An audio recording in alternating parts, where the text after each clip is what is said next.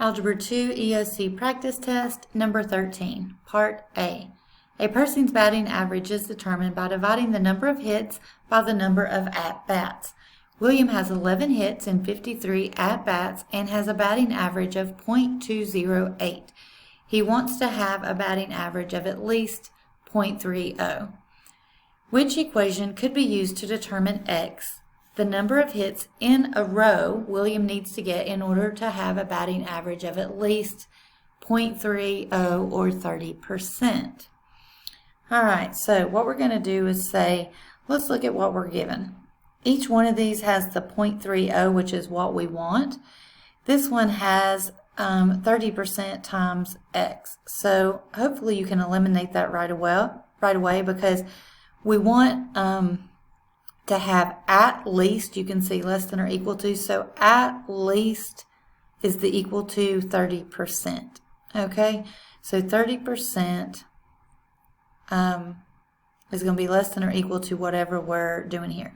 All right, so the first one has 11 times X. You're not going to multiply by the number of bats, so we can eliminate that one as well. C, you're going to have William has 11 hits and 53 at-bats, all right? And it says, which equation could be used to determine X, the number of hits in a row? So this is the big thing right here, in a row. All right, so that means the next however many times he bats, he's going to get a hit each of those times. So how many of those will it take for him to raise his batting average to 30%? All right, so if he adds so many bats, that also adds to the total number of hits he's hit. So his at-bat has to change as well. So C cannot be the correct answer either. So D is going to be 30%, or .300 is less than or equal to 11 plus so many bats in a row divided by 53 at-bats plus the same number of bats he hit in a row. So basically it's going to say this number of bats, as the number of bats go up that he hits, and that's going to make this percentage go up as well. All right, so the correct answer for number 13 is D.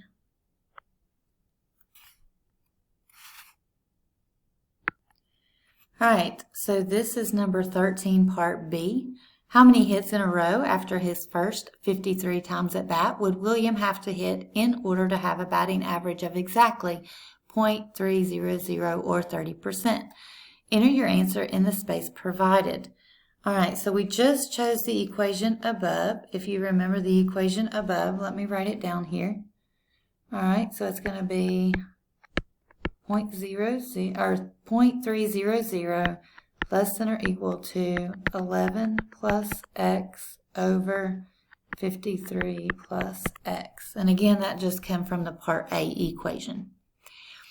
All right, so if we do that, we need to know how many he has to hit in a row in order to raise it to this amount, okay? All right, so if we look, let's use our calculator here. Let's see. If I pull up the calculator and let's just see, we already know 11 over 53 was the .20 something. So let's add 2 bats.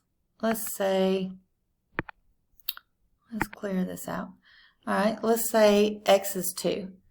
So if we let X equal 2, just to begin with, that's going to be 13 over 55. So 13 hits.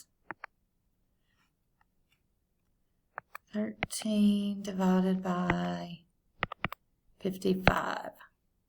And that gives me 23.6%. So that's not it. Let's go ahead and write our answers here. So it's going to be 26.6. Actually, instead of writing it as a percent, let me write it just the way the calculator has it. 0.236. Okay, so let's let X equal 4. All right, if X equals 4, that means 4 plus 11 is 15. And 53 plus 4 is 57. So divide that by 57. So 15 divided by 57.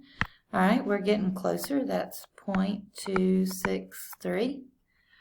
And let's go up 2 more. So let's say let x equal 6. All right, so if x equals 6, 6 plus 11 is 17. And 53 plus 6 is, what, 59? So 17 divided by 59, we're getting a whole lot closer. So we're going to have 0.288. All right. Let's jump up to, let's go up just by 1 this time. Let's see. Let's say let x equal 7. All right. Oh, where'd my calculator go? Let's see. All right, so if we go up, we're going to have 18 over 60. So 18 divided by 60, 0.3 exactly. So that's going to be 0.300. So it says how many hits in a row after his first 53 times at bat would William have to hit in order to having a batting average of exactly 0.300. So it took him 7 more bats in a row to get to that 0.300 or 30% batting average.